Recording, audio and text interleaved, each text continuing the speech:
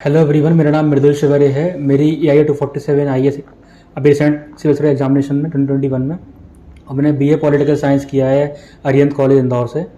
और इस वीडियो में आंसर राइटिंग को कैसे इंप्रूव करना है, कैसे हाई मार्क्स फेच करना है, उसको मैं बताना चाहता हूँ। पहले तो आंसर राइटिंग के लिए मैं कुछ बेसिक्स चीज़ बताना चाहता हूँ कि जो आपको मार्क्स आपके इंक्रीज कर सकते हैं।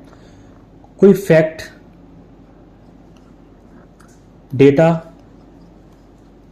डेटा शीट्स हुई, जजमेंट ऑफ सुप्रीम कोर्ट हैं, judgements of Supreme Court. Then we can say कुछ कमेटी की रिकमेंडेशन हुई, कमेटी का यूज करना है आंसर राइटिंग में। और प्लस सेकंड ARC ऐसी कमेटी ने क्या बोला है। अगर आप अपने आंसर्स में ऐसी चीज़ें यूज़ करते हैं तो आपके आंसर काफ़ी इंग्लिश हो जाते हैं। और फिर मैं कहूँगा कुछ कीवर्ड्स होते हैं, कीवर्ड्स का काफ़ी इस्तेमाल है मेंस एग्जामिनेशन में। फॉर एग्जांपल एक कीवर्ड्स है डीएनए अप्रोच। ये आपको यूज़ करना है गवर्नेंस के आंसर में। Dialogue, negotiation and action approach. अगर आप एक कीवर्ड यूज़ करेंगे GS2 पेपर में गवर्नेंस में, अभी काफ़ी आंसर इंप्रूव हो जाते हैं। Same way regulatory cholesterol. जब भी कोई क्वेश्चन आता है कि इंडिया में बिजनेस का doing business, ease of doing business कम क्यों है, या कोई इशू क्यों आ रहा है, कि गवर्नेंस में कोई इशू क्यों आ रहा है, तो you can use a word of regulatory cholesterol. Same is the keyword सबका प्रयास, जन भागीदारी। अगर आप ये वाला कीवर्ड यूज़ करेंगे अपने एग्जामिनेशन में, डेफिनेटली आपको काफ़ी ज़्यादा इंप्रूवमेंट आपके आंसर्स में आएगा। देन वी कैन से, जैसे कि एक PPT दिखाती है, जो ओन वर्ड्स का इस्तेमाल करना है आपको इस एग्जामिनेशन में, काफ़ी ज़्यादा इंपॉर्टेंट है। फॉर एग्जाम्पल कभी कुछ सुप्रीम कोर्ट ने कुछ बोला, कोई केस में कुछ चीज़, कोई लाइन बोली है सेपरेशन ऑफ पावर के बारे में, फेडरलिज्म के बारे में, तो आप वर्बेटिव फॉर्म में याद नहीं कर सकते। याद करेंगे तो बहुत सारा चीज़ें हैं याद करने के लिए, तो आप उसकी क्रक्स को और उसकी एसेंस को समझिए। फॉर एग्जांपल अगर केशवानंद भारती केस है तो उसमें सुप्रीम कोर्ट ने दिया है doctrine of basic structure. Same अगर SR भौमिक केस है तो उसमें सुप्रीम कोर्ट ने दिया है secularism is the part of basic structure. Recently कुछ केसेस हुए हैं, नवतेज सिंह जौहर केस हुआ है, Indian young lawyer association case हुआ है। तो अगर आपको इन केसेस के नाम याद करने हैं तो आप जस्ट उसके बेसिक्स को, उसके क्रक्स को याद रखिए, तभी उसको आप यूज़ कर पाएंगे। सेम मैं कहूँगा कुछ वैल्यूडेशन पॉइंट्स इसमें मैं यूज़ करना चाहूँगा। फर्स्ट इज द, मैं फिर से कीवर्ड्स को दोहराऊंगा। आप हर टॉपिक पे वो कीवर्ड्स बना लीजिए। फॉर एग्जांपल पॉवर्टी की बात हुई, पॉवर्टी है, पॉवर्टी में एक कुछ कीवर्ड्स आता है, पॉलिसीज फॉर पुअर और ऑफन पुअर, एक कीवर्ड है पॉवर्टी के लिए। अगर वुमेन का कोई कॉन्सेप्ट, वुमेन का कोई क्वेश्चन आता है, उसमें आप यूज़ करिए इंडेंजर्ड सेक्स। वुमेन, फीमेल आता है endangered sex. Continuum of discrimination को फेस करना पड़ता है, continuum of discrimination.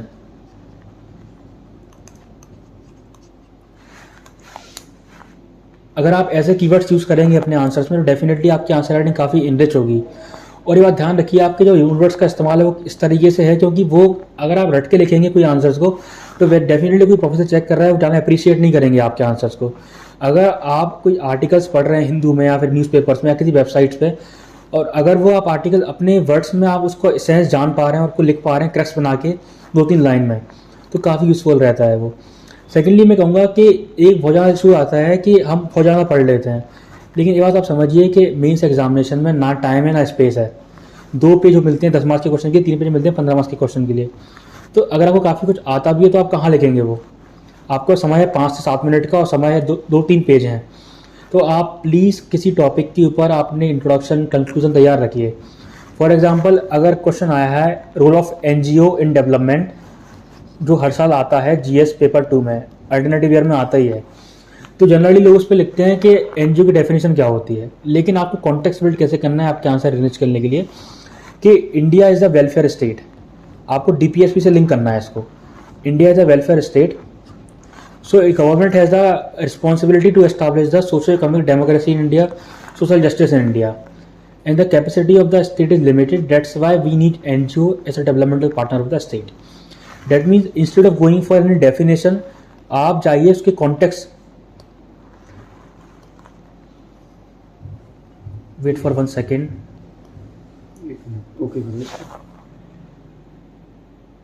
Instead of going for definition of NGO, आप उसको कॉन्टेक्स्ट बिल्ड करिए, वेलफेयर स्टेट से जोड़िए, आप उसको DPSP से जोड़िए कि इंडिया में जो आर्टिकल 46 है वो कहता है right to free education in India. अगर 46 को फुलफिल करना है, that's why we need Pratham like NGO. Pratham एक एनजीओ है जो असर रिपोर्ट लेके आती है हर साल। तो अगर आप इसको बिल्ड करेंगे कि ज़रूरत क्यों है प्रथम एनजीओ की, क्योंकि इंडिया में आर्टिकल 21A है और आर्टिकल 46 है। सेम अगर हम बात करें अक्षय पात्रा फाउंडेशन की, कि इंडिया में आर्टिकल 38 है, राइट टू लाइवलीहुड है, राइट टू डिग्निटी है 21 आर्टिकल में, जो सुप्रीम कोर्ट ने बोला है। तो डेट्स वाई रिसेंटली आपने कोविड में देखा होगा, अक्षय पात्रा फाउंडेशन ने फूड डिस्ट्रीब्यूट किया है माइग्रेंट्स को। To establish right to life with dignity we need Akshaya Patra like NGO. तो अगर आप इस तरीके से अपने कॉन्टेक्स्ट को बिल्ड करेंगे अपने आंसर्स में, तो आपको डेफिनेटली इनरिचमेंट होगा। सेकंड में आपको एग्जांपल दूंगा, क्वेश्चन आता है हर साल पेपर में यूपीएससी GS2 में, कि role of panchayati raj in women empowerment. That means जो उसका एसेंस क्वेश्चन का है सरपंचपति सिंड्रोम का, जो इंडिया में चलता है आजकल। तो अगर आप उनको एग्जाम्पल्स देंगे छवि राजावत, सुषमा बादू, अगर आप उनको सुषमा बादू का अगर आपको एग्जाम्पल देंगे आप यूपीएससी के अंदर, तो डेफिनेटली आपके एग्जाम में को लगेगा कि जो ये बच्चा एग्जाम आंसर लिख रहा है उसे उसको प्रैक्टिकल नहीं रटा हुआ है, उसको कुछ अच्छी केस स्टडी पता है जो ग्राउंड लेवल पे है। सेम रिसेंटली जब ये ऑनरेबल एस्थर डुफ्लो जी हैं, उन्होंने स्टडी की है वुमेन एम्पावरमेंट के ऊपर और पंचायती राज के ऊपर। तो उनकी स्टडी है, आप सर्च करेंगे गूगल पे, Esther Duflo study on the Panchayati Raj and women empowerment. Same कुछ एग्जाम्पल फातिमा बी का एग्जाम्पल है, आरती देवी का एग्जाम्पल है। अगर आप अपने आंसर्स में ऐसे एग्जाम्पल्स कोट करेंगे तो डेफिनेटली जो केस स्टडी, देखो 3-4 चीज़ें होती हैं वैल्यूएट करने के लिए आपके आंसर्स को। फर्स्ट मैं कहूँगा रिपोर्ट। अगर आप क्वेश्चन लिख रहे हैं हंगर के ऊपर, अगर आपके आंसर्स में ग्लोबल हंगर इंडेक्स नहीं है और आपके इंडिया की रैंकिंग नहीं है, तो आपके मार्क्स डिडक्ट किए जाएंगे। सेकंड होती है case studies. For example good governance में मेरे टाइम मेंस में अकाउंटेबिलिटी यात्रा हुई थी राजस्थान के अंदर, तो this shows how the good governance is working in Rajasthan. Same MP में एक्ट है, उसका नाम है MP public service delivery act, which guarantees the delivery of service in the stipulated time frame. तो अगर आप अपने आंसर्स में ऐसे एग्जाम्पल लिखेंगे, मेघालय में सोशल ऑडिट लॉ है, तो अगर आपने एक अच्छा फैक्ट, अच्छा case study, localise examples, judgement of Supreme Court, अगर आप ऐसी चीज़ लिखेंगे तो डेफिनेटली आपके आंसर्स काफ़ी इनरिच होंगे।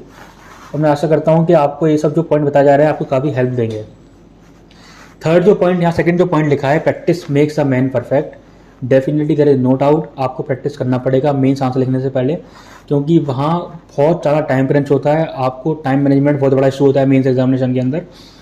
तो इसके लिए मैं कहूँगा कि आप जो यूपीएससी के PYQs हैं, जो पिछले सालों में क्वेश्चन आए यूपीएससी ने पूछे हैं GS 1 2 3 4 में और ऑप्शनल में, please I request you to again and again attempt them. You can attempt them maximum time you want, 3 times 4 times, then only go for coaching test series, as I have secured 807 marks after leaving the 170 marks in the mains because of COVID-19 pandemic. I was infected by this. So अगर मेरे इतने marks आए हैं तो सिर्फ और सिर्फ वो 2-3 चीज़ों के बीच में वजह से आए हैं। मैं उनको पहले कहूँगा, पहला तो है सिलेबस। जो सिलेबस यूपीएससी ने डिफाइन कर रखा है GS 1 2 3 4 का, उसके बाहर वो कुछ नहीं पूछते हैं।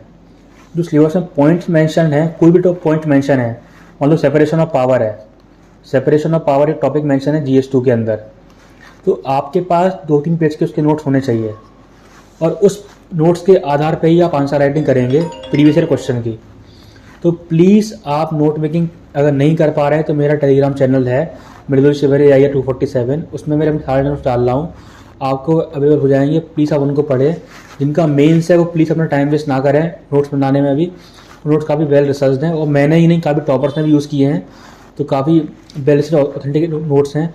तो आप उनको यूज़ करिए और उनको आप यूज़ करिए आंसर राइटिंग में। देखिए, एक होती है information, second thing is the use value of that information. आपको इन्फॉर्मेशन कहीं भी आसानी से मिल जाएगी, लेकिन आपको यूज़ कैसे करना है आपको सीखना पड़ेगा। उसके लिए प्लीज़ जो नोट्स प्रोवाइड किया जा रहा है मेरी तरफ से आपको टेलीग्राम के माध्यम से, उनको आप यूज़ करिए आंसर राइटिंग में।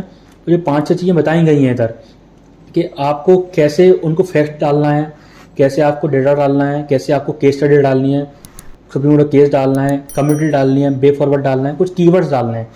फॉर एग्जांपल अगर क्वेश्चन है ब्यूरोक्रेसी के ऊपर, तो एक कीवर्ड मैंने बनाया था, उसका नाम है पैप्टिक। पैप्टिक ब्यूरोक्रेसी चाहिए इंडिया में, तो पैप्टिक का फुल फॉर्म है वो आपको मिल जाएगा जो मैं नोट्स डालूंगा। पोलाइट चाहिए, एम्पैथेटिक चाहिए, टाइमली चाहिए, इम्प्रूव ब्यूरोक्रेसी। अगर आपको ऐसे आप कीवर्ड्स यूज़ करेंगे अपने आंसर्स में और सेकेंडली जो आप यहाँ लिखा है आंसर राइटिंग, तो बहुत ज़्यादा जरूरी पार्ट है इस प्रोसेस का, क्योंकि बिना आंसर राइटिंग के आप इस एग्ज़ाम को फैच नहीं कर सकते, अच्छे मार्क्स स्कोर नहीं हो सकते। अब मैं आऊँगा कि जैसे मान लो कोई कंक्लूजन लिखते हैं कोई आंसर्स का, तो कुछ कीवर्ड्स आप यूज़ कर सकते हैं। फॉर एग्जांपल क्वेश्चन है नक्सलिज्म के ऊपर या इंसर्जेंसी के ऊपर, तो आप ऐसे बनाइए पोस्ट, PAUSET, डेट मीन एक पोस्ट बनाइए या एक बॉक्स बनाइए। फिर आप लिखिए यहाँ पोस्ट का मतलब पोस्ट के लिए क्या चाहिए हमें, ए में क्या होगा aggressive relation with the neighbourhood, you में क्या होगा, जो मैं कुछ आपके नोट्स प्रोवाइड करूँगा उसमें ऐसे कंक्लूजन होंगे कि आप ऐसे पोस्ट लिखेंगे उसमें। मान लो क्वेश्चन आया हेल्थ के ऊपर, तो आप लिखेंगे आखिरी में यूनिवर्सल। यूनिवर्सल का फुल फॉर्म क्या होगा आपको मिल जाएगा, और यहाँ आपने कंक्लूजन में अगर आप ऐसी चीज़ यूज़ करेंगे तो डेफिनेटली आपके मार्क्स काफ़ी इनरिच होंगे मेंस आंसर राइटिंग में, और इवन आप कम क्वेश्चन अटैम्प्ट करते हुए आपको काफ़ी अच्छे मार्क्स मिल जाएंगे। लेकिन मेरा सलाह रहेगी अगर आप कर सकते हैं तो आप प्लीज़ पूरे क्वेश्चन अटैम्प्ट करिए, क्योंकि मेंस एग्जामिनेशन में अगर आप क्वालिटी से क्वांटिटी भी देते हैं तो definitely you can score very high marks. यहाँ जो फोर्थ पॉइंट है enrol in mains test series, definitely test series very important, but I would say instead of going for any test series बस first of all please write the previous question, because 20 में से 12 से 13 question repeat होते हैं। अगर मैं आपको example दूँ, यहाँ एक सारा क्वेश्चन आएगा NGO के ऊपर, नेक्स्ट ईयर क्वेश्चन आएगा SHG के ऊपर, अल्टरनेटिव ईयर में आएंगे क्वेश्चन, एक सारा क्वेश्चन आएगा ई गवर्नेंस के ऊपर, नेक्स्ट ईयर क्वेश्चन आएगा सिटीजन चार्टर के ऊपर। वुमेन इशू 2 क्वेश्चन हर साल आएंगे इसमें, चाहे वो GS 1 में आए, 2 में आए, 3 में आए, 4 में आए। सेम एज कुछ पल्ले में सेक्शन इंडिया में SC/ST हुआ, PWD हुए, ट्रांसजेंडर्स हुए। तो ये थीम्स ऐसे, ये थीम वाइज जाइए प्लीज़ आप, instead of going for any topic wise go theme wise. Same is with art, like art and culture, कुछ 5-6 क्वेश्चन फिक्स रहते हैं यूपीएससी के अंदर। भक्ति सूफी मूवमेंट के ऊपर क्वेश्चन आएगा, एक क्वेश्चन आएगा आर्किटेक्चर के ऊपर, वो भी गंधारा आर्ट और मथुरा आर्ट के ऊपर क्वेश्चन आएगा। इंडियन कल्चर डिक्लाइन में एक क्वेश्चन आएगा। हिस्ट्री में क्वेश्चन आता है मॉडरेट्स ने क्या किया, इसका क्वेश्चन है 19 में भी, 17 में भी क्वेश्चन आया था। तो प्लीज़ आप जो थीम्स आइडेंटिफाई करिए, और इवन जब आप R&D करेंगे अपने PYQs पे आइडेंटिफाई करेंगे, क्वेश्चन नंबर ही फिक्स्ड होते हैं। Question number 9, 10, 19 and 20 GS number 3, GS number 3 में क्वेश्चन नंबर 19, 19, 20 है, वो फिक्स है सिक्योरिटी क्वेश्चंस के लिए, और सिक्योरिटी में क्वेश्चन भी फिक्स्ड है। एक सा क्वेश्चन आएगा नक्सलिज्म के ऊपर, अगला क्वेश्चन आएगा नॉर्थ इंसर्जेंसी के ऊपर, फिर आएगा मनी लॉन्ड्रिंग के ऊपर, फिर आएगा साइबर सिक्योरिटी के ऊपर। डैट मीन्स क्वेश्चन फिक्स्ड हैं, थीम्स फिक्स्ड हैं। जब आपको सिर्फ आपको आइडेंटिफाई करना है तो please again and again write the PYQs and then only go for any test series, because test series can never match the standard of UPSC। Please आप again and again PYQ write लिखिए, ये मेरी आपसे काफ़ी request है। ये जो आखिरी जो 5th पॉइंट है डिबेट एंड डिस्कशन का, ये बेसिकली पॉइंट इसका एसेंस है पीयर ग्रुप का। आप प्लीज़ अपना अच्छा पीयर ग्रुप डेवलप करें जो आपके आंसर को एवेल्यूएट कर सके, क्योंकि आपसे अच्छा एवेल्यूएटर सामने वाला होता है। जो आप अपने आंसर लिख रहे हैं अपने सीनियर्स को, फ्रेंड्स को दिखाइए कि जो आंसर मैंने लिखा है क्या वो क्वेश्चन की डिमांड मैच कर रहा है। कभी कभी क्या होता है कि क्वेश्चन पूछा है नक्सलिज्म के ऊपर, हम पॉइंट लिख रहे हैं टेररिज्म के ऊपर। तो अगर आप प्लीज़ लिखिए कि अगर आप हम स्पेसिफिक पॉइंट दे पा रहे हैं, जैसे मान लो नक्सलिज्म के ऊपर एक कॉन्सेप्ट है समाधान का, अब कॉन्सेप्ट समाधान का है नक्सलिज्म में, आप उसको लिख रहे हैं नॉर्थ ईस्ट इंसर्जेंसी के ऊपर। तो आप प्लीज़ अपने जो क्वेश्चन आप लिख रहे हैं उनको आप अपने सीनियर से, फेलो एस्पिरेंट से, आपके फ्रेंड से एवेल्यूएट कराइए। और कुछ टॉपिक्स होते हैं, लाइक क्वेश्चन आता है यूनिफॉर्म सिविल कोड के ऊपर, UCC के ऊपर क्वेश्चन आता है, GS 2 में आया था, सारे आने की काफ़ी उम्मीद है, काफ़ी डिबेट चल रही है उसके ऊपर। तो जब तक आप ऐसे टॉपिक को डिबेट नहीं करेंगे, क्योंकि इसके बहुत पॉजिटिव और नेगेटिव पॉइंट है। कुछ लोग कह रहे हैं कि इसको इंडिया में होना चाहिए, कुछ लोग कह रहे हैं इसको नहीं होना चाहिए। तो अनटिल अनलेस आप एक इन्फॉर्म डिबेट करेंगे लोगों के साथ कि इसके क्या पॉजिटिव्स हैं, क्या नेगेटिव हैं। सुप्रीम कोर्ट ने शाहबानो केस में क्या बोला, शाहबानो केस है इसके ऊपर,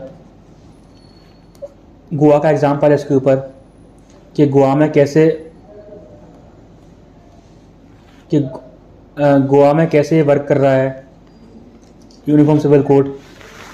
तो प्लीज़ अगर आप ऐसा करेंगे कि जो कुछ टॉपिक्स हैं उनको आप डिबेट करेंगे, दोस्तों के साथ डिस्कशन करेंगे, तो आपको काफ़ी फ़ायदा होगा। एंड आई फील दैट कि debate and discussion is very important for this examination, specially for the mains and interview part.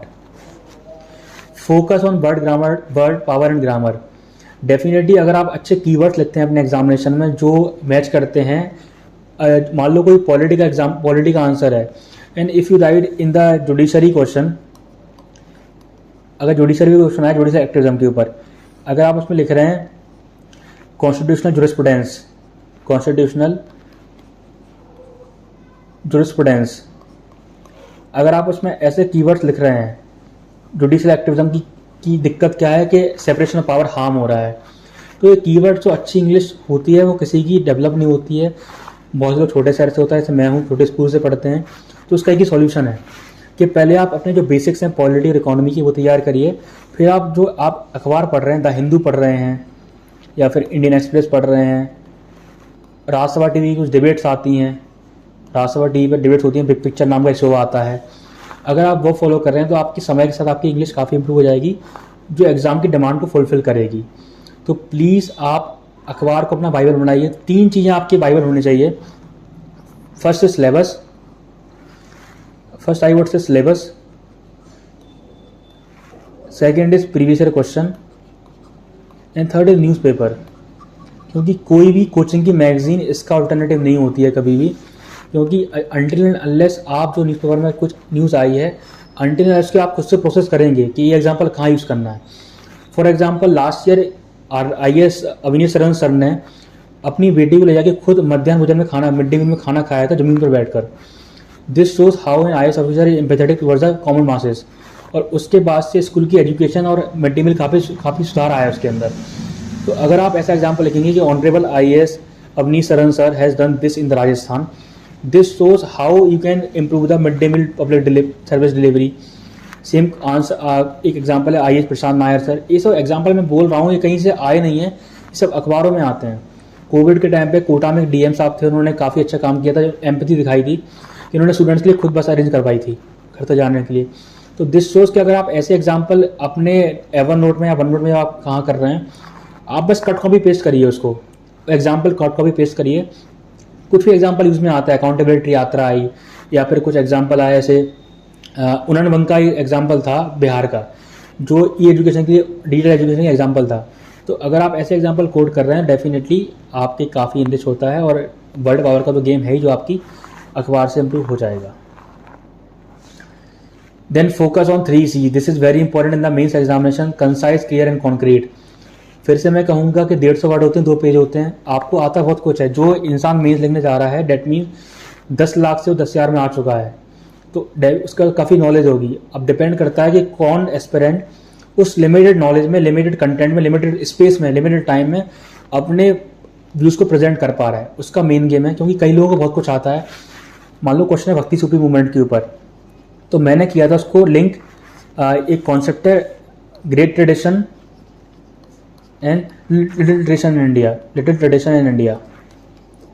अगर आप ऐसे कुछ आंसर्स को अपना ऐसे लिंक कर रहे हैं कॉन्सेप्ट से, जैसे मैंने बताया आपको लैंड रिफॉर्म पे क्वेश्चन आए, लैंड रिफॉर्म पे जब भी क्वेश्चन आए, तो अगर आप उसको लिंक कर रहे हैं DPSP के आर्टिकल 39B एंड 39C से, इंडिया वेलफेयर स्टेट है, गांधीजी's idea of land to tiller, अगर आप ऐसे कुछ फिलोसफिकल टर्म्स को यूज अपने GS में इस्तेमाल कर रहे हैं कुछ बेसिक कॉन्सेप्ट्स के साथ, तो डेफिनेटली बहुत अच्छा ये इंप्रेशन देता है एग्जामिनर को कि जो एस्पिरेंट आंसर लिख रहा है उसको सिर्फ थ्योरेटिकल नॉलेज नहीं है, वो काफ़ी कुछ फिलोसफिकल टॉपिक से भी लिंक कर पा रहा है। Philosophy mean don't go for philosophy in literal sense, philosophy means Gandhi idea of land to tiller, Gandhi idea of ocean circle to the masses, Sarvodaya, Gandhi कौन सर्वोदय कॉन्सेप्ट है।